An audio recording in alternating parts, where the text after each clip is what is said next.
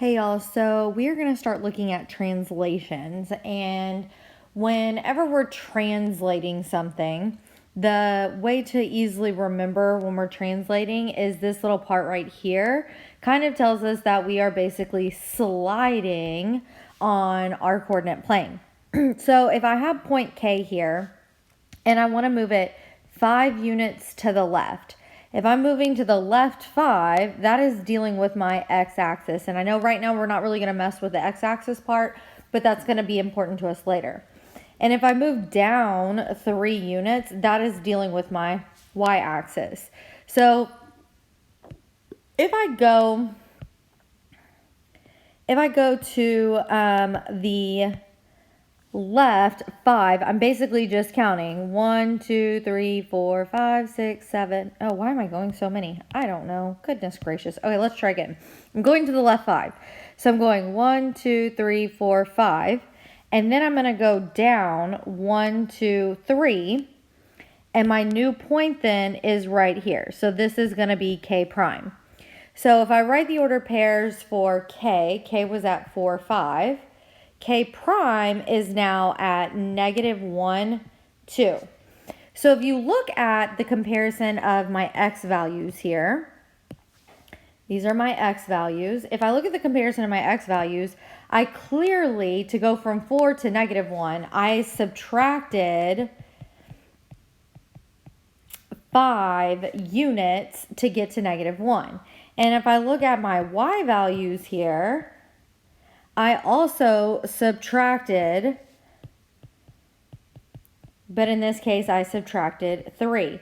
And that kind of relates to this. If I'm moving left on a number line, I'm subtracting. If I'm moving down on a number line, I'm subtracting. So that's going to be important to notice. So on this one, if I'm going to go 4 units to the right, and I'm going to go 5 units down, so I'm going to go to the right 4. So 1, 2, 3, 4. And then I'm going down 1, 2, 3, 4, 5.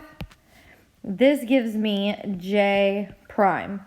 And a reminder, that little prime right there, that's telling me that that is my new shape or my new point. Or that's always indicating the new thing. So my order pairs on this one were -7, -2 for J. And then for J prime, I am now at -3, -7. So if I'm looking at my x value, to go from -7 to -3, I clearly had to have added, and I added 4 to get that. If I'm talking about my y value, I subtracted, and oddly enough, I subtracted 5 to go from -2 to -7. So I hope you're kind of starting to see a little bit of a relationship here.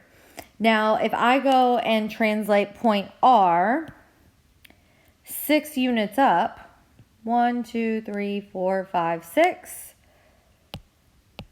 R prime is going to be right here. So R is at, and if I visualize that for you, I'm going up 6. If point R is at 6, 1, it is now at 6, 7. So if I'm looking at my x values, I didn't do anything at all to my x values. So neither happened on this one.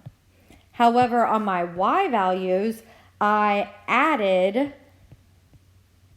6 to go from 1 to 7. On this next one, if I'm going to go take point H 6 units to the left, I am going to go 1, 2, 3, 4, 5, 6. Here is where H prime is at. So H was originally at 9, -3. It is now at 3, -3.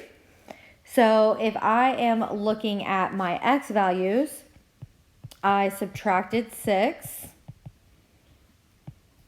If I'm looking at my y values, I did neither on this one. On this next one now, I am going to translate K to K prime. So when I'm looking at this, I have to know which one is my original one and which one is my new one, because that's going to affect my movement. If I'm going from K to K prime, I'm going left and down.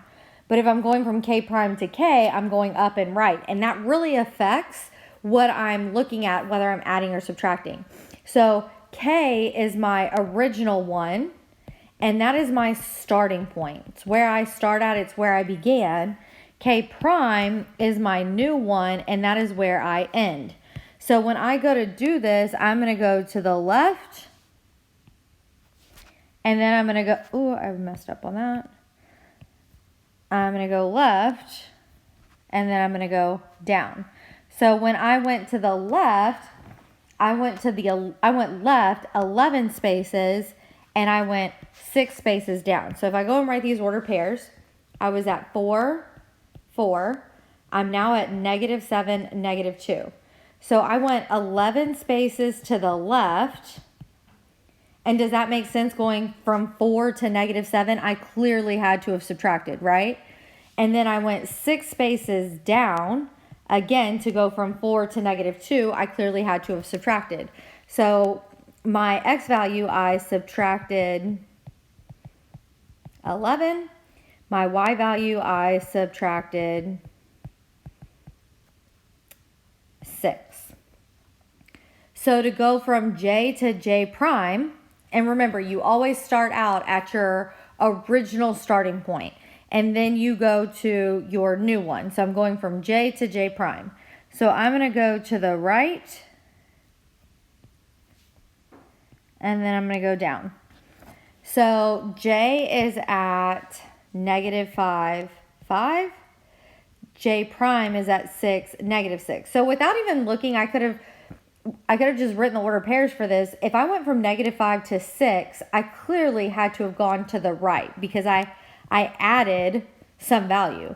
To go from 5 to -6, I clearly had to have gone down because I went from a positive value to a negative value. But if I was to count these, I went 11 spaces to the right, and then I went 11 spaces down. So I added to my X value, I added 11 to my X value. However, to my Y value, I subtracted 11. So the last two that we're going to look at is I'm going from R to R prime. So R is at 2, -9. R prime is at 2, 8. So I'm basically going just straight up with this one. So I moved 0 spaces to the left or right. Like, that's not applicable. I didn't go left or right. I moved 0 spaces. However, I moved 17 spaces up. So I did neither to my X value, and I added 17 to my Y value. To go from P to P prime, going from here over. So I moved to the right on this one. So P is at -7, 5. P prime is at 7, 5. So I went 14 spaces to the right, which makes sense because I went from a -7 to a +7. And I stayed at -5 on my y-axis, at +5 on my y-axis. So I went 0 spaces, and that's not applicable. I didn't go up or down. So on my X value, I added 14 to that. On my Y value, I did neither. Now, the next thing what your practice is going to be is just going to be practicing moving points on a coordinate plane. It's a color by number, or like it's a coloring activity once you get your answer. So if you can print it out and you want to color it, 100% do that. If not, if you can't print it out, you can seriously just look at it on your computer and determine which is going to be the new ordered pairs. So check that out. If you have any questions, please let me know.